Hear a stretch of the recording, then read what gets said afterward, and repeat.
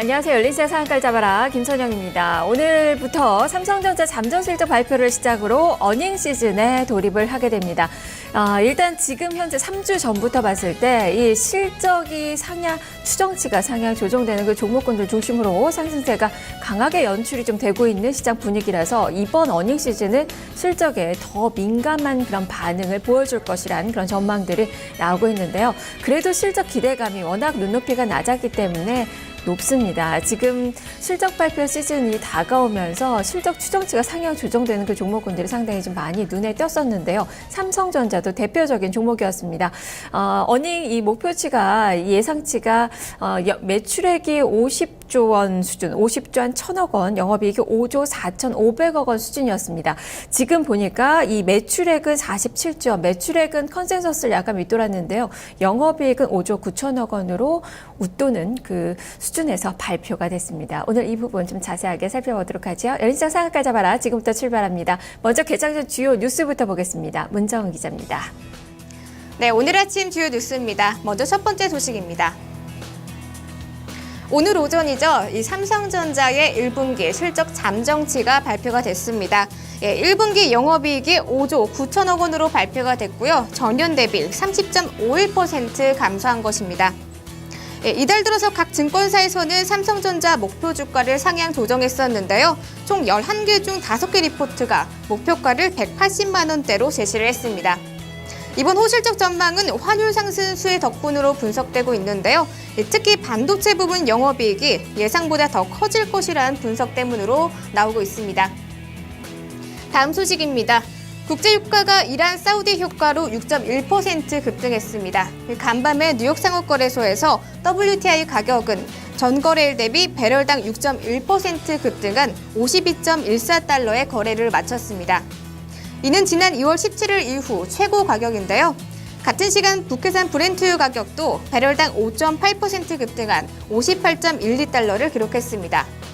이처럼 국제 유가가 상승한 것은 지난주 이란 핵 협상이 타결되면서 원유 수출을 재개하기까지 시간이 다소 걸릴 것이란 전망 때문으로 풀이되고 있는데요.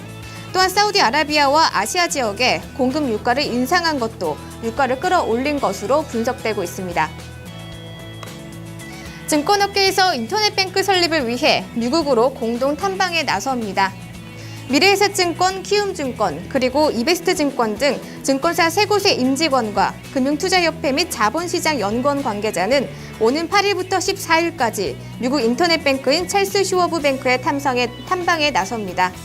이번 미국 탐방은 지난 2월 24일 만들어진 인터넷뱅크 설립을 위한 태스크포스가 추진하는 사안인데요.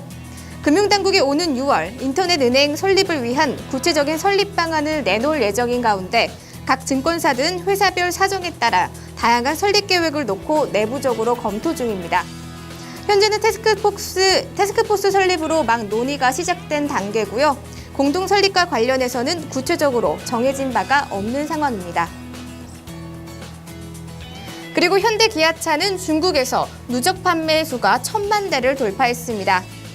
지난 2002년 중국 시장에 진출한 지 13년 만에 판매 1,000만 대를 달성한 것인데요.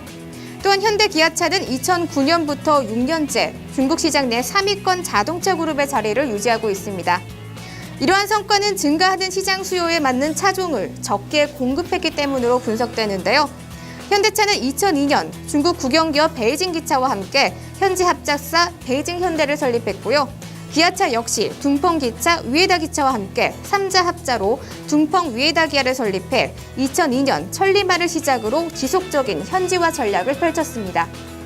또 오는 2018년에는 충칭 공장과 기아차 둥펑위에다 이 새 공장 등이 본격 가동될 예정인데요.